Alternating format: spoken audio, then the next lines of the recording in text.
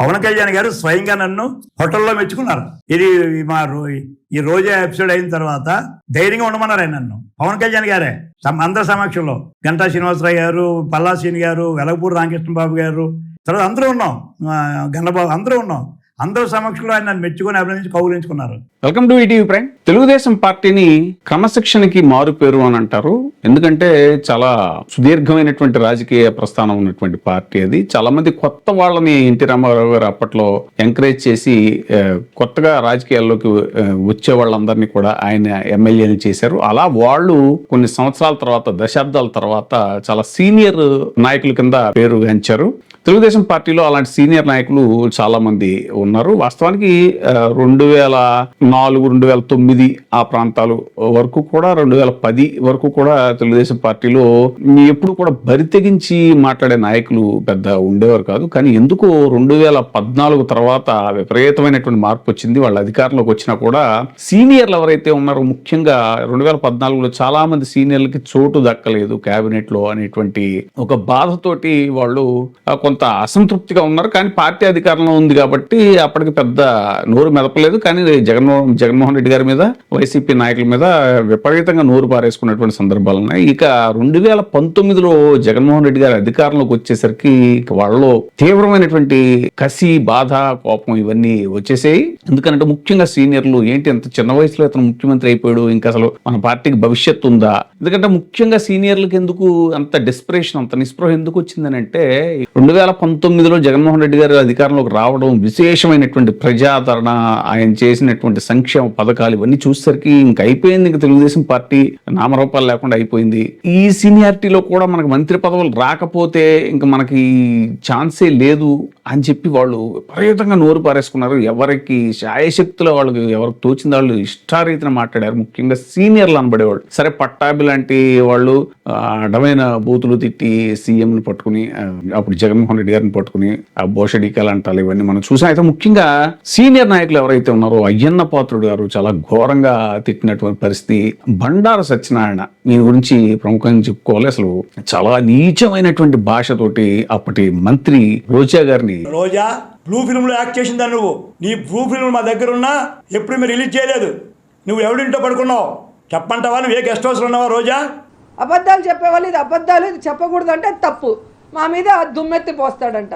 బండారు సత్యమూర్తి గారు, ex MP, రోజా గారి గురించి మాట్లాడిన ఒక వీడియో చూశాను.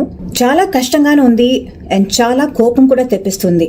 తన గురించి ఇలాంటి ఎంత చీప్ గా మాట్లాడుతున్నారండి. This is not a done thing. దీన్ని క్యారెక్టర్ అసాసినేషన్ అంటారు.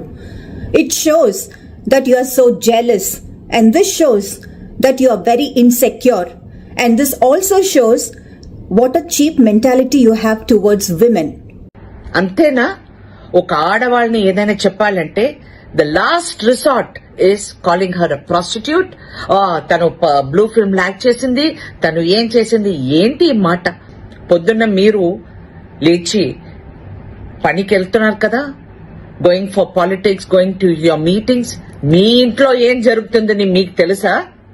Do you know what is happening behind your back? Please don't let all of us stoop down to your level. The kind of words have been used against Minister Roja of Andhra Pradesh by ex-TDP Minister Bandaru Satyanarayana Murthy. It just shows his class, his insecurities and his patriarchal misogynist mindset, where a man thinks he has all the rights to malign a woman when he has failed miserably. This act of Bandaru Satyanarayana Murthy just shows that he has failed not only as a man but as a human. నేను as a member of parliament represent చేస్తున్నప్పుడు అందరూ ఎంత respect ఇస్తారో లోపల.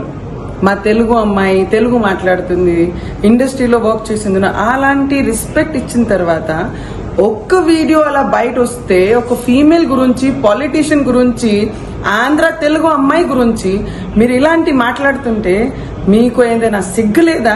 Telugu cinema పెద్దలను చెప్పుకునే వాళ్ళు ఎవరు కూడా అప్పుడు మాట్లాడలేదు. అయితే ఇప్పుడు మళ్ళీ ఈ ప్రస్తావన ఎందుకు వచ్చింది అని అంటే, ఈ బండారు సత్యనారాయణ అనేటువంటి వ్యక్తి తాజాగా ఒక ఇంటర్వ్యూలో పవన్ కళ్యాణ్ గారు స్వయంగా నన్ను హోటల్లో మెచ్చుకున్నారు.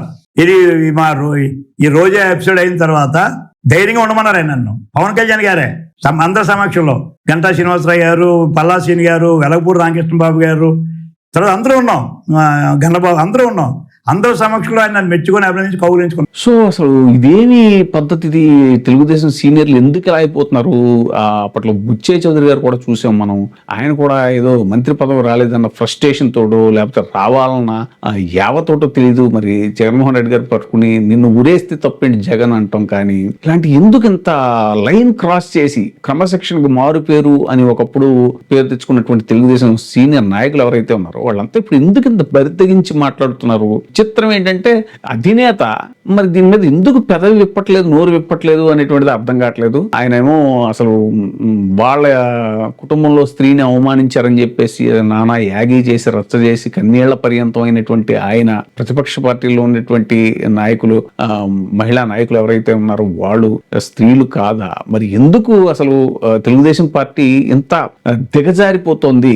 40 సంవత్సరాల రాజకీయ ప్రస్థానం ఉన్నటువంటి పార్టీ, ఎన్టీ రామారావు గారు, విశ్వవిఖ్యాత నట సార్వభౌమ ఎన్టీ రామారావు గారు, ఆయన పెట్టిన పార్టీ, ఆడపిల్లలకి ఆస్తిలో సమాన హక్కు కల్పించినటువంటి పార్టీ. మరి ఎందుకు ఈనాడు మహిళల పట్ల ఇంత దిగజారుడుగా వాళ్ళ నాయకులు మాట్లాడుతుంటే అధినేత ఎందుకు నోరు విప్పట్లేదు, వాళ్ళని ఎందుకు కట్టడి చేయట్లేదు వాళ్ళ నాయకుల్ని అనేటువంటిది ఒకటైతే, మరి పవన్ కళ్యాణ్ గారు ఆయన అసలు స్వయంగా ఈ రోజున బండారు సత్యనారాయణ అనేటువంటి అతను పవన్ కళ్యాణ్ గారు నన్ను ఎంకరేజ్ చేశారు రోజంతా తిట్టంలో అనేలాగా మాట్లాడితే మరి పవన్ కళ్యాణ్ గారు నోరు విప్పట్లేదు. మరి ఏంటి అసలు ఏం జరుగుతోంది? ఎటువైపు వెళ్తున్నాయి రాజకీయాలను? టీడీపీ అసలు ఇంత విలువలు దిగజార్చే రాజకీయాల వైపు ఎందుకు తీసుకెళ్తోంది అనేటువంటిది ఇప్పుడు రాజకీయ పరిశీలకుల్లో పెద్ద చర్చ జరుగుతోంది. ఇప్పుడే సబ్స్క్రైబ్ చేయండి, లైక్ చేయండి, షేర్ చేయండి. VTV ప్రైమ్, నీ ఉత్తమాభిరుచుల సమ్మేళనం.